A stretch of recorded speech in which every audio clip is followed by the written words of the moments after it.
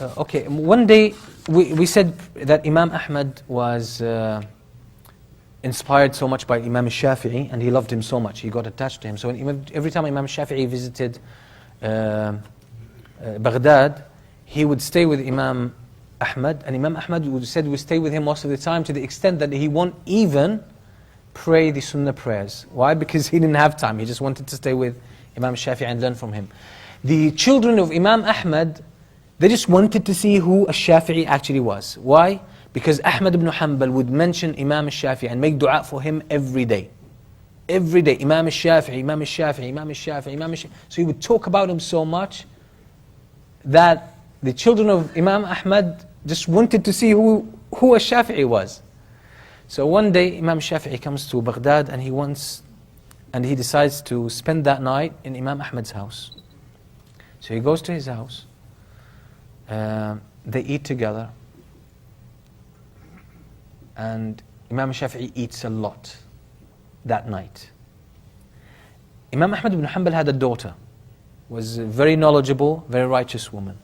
So because she heard so much about Imam Shafi'i, she said, he's a person I should observe and learn from. So she would actually look at Imam Ahmad at Imam Shafi'i from a distance. He was sitting in al-majlis, in the guest room. So she would observe him and watch him. She wants to see what's special about this man. First thing, he eats a lot. That's the first observation. Second observation, Imam Ahmad goes to sleep. So he leaves, he puts some water with Imam Shafi'i for him if he needs to drink, or if he needs to, that was the norm there, to do Qiyam al-Layl.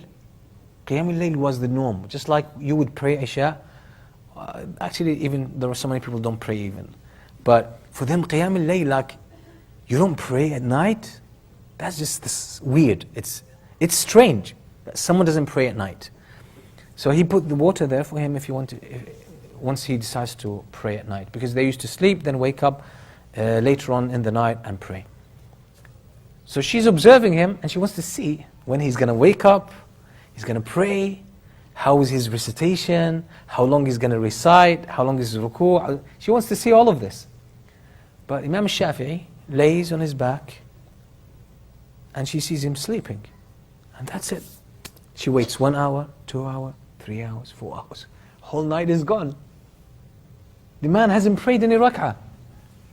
Then adhan for Fajr is called. And she says, like, why does my dad speak so much about this guy? But then, not only this, he stands up and he prays. She says he even prays without wudu. This guy just woke up from sleep, he's praying to sunnah, and he's like he's not even making wudu, or he's praying for his witr, but he prays without wudu. She says, that's really like, there's something wrong, something off here. So later on she asks her dad, and she says, this man, you keep praising. These are the 3 things I saw from him. He ate too much. That's not the right way. Number 2, he didn't pray even at night. He slept the whole night. Slept. Then he wakes up for Fajr and he prays without wudu. Imam Ahmad is puzzled. So he goes to Imam Shafi'i and he says, when my daughter observed you and that's what she saw. He says, well, she's right. Because هذا طعام طيب من رجل طيب فأحببت أن أكثر منه. He says, this is a good food from a good man that I love. So I know it comes from halal. So he says, so I ate from it to honor you, because you're having me as a guest. So I wanted to honor you, so I ate from it. I enjoyed it because it's your food.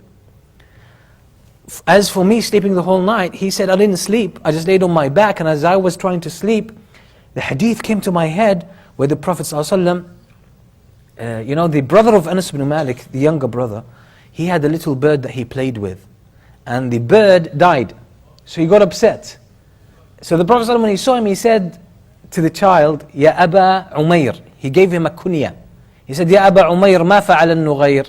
Aba Umayr, what did the bird do? So the boy says, it died. So the Prophet ﷺ says, Ya Aba Umayr, ma fa'ala al-nughayr. What did the bird do? It died. So the Prophet ﷺ would repeat that for him, some sort of play. Then the Prophet ﷺ would make him laugh. So he said, the hadith came to my mind, and I found it very interesting. So he said, so I extracted from this hadith 70 practical points. 70 فائدة. So I found in this hadith 70 points, practical points that we can actually learn from them and practice. And when I finished, the adhan for Fajr was called at that time. So I stood up, prayed. Subhanallah. So that was an incident that happened as well with him. Yeah, he didn't break wudu because he didn't sleep. So obviously he didn't need to make wudu. Something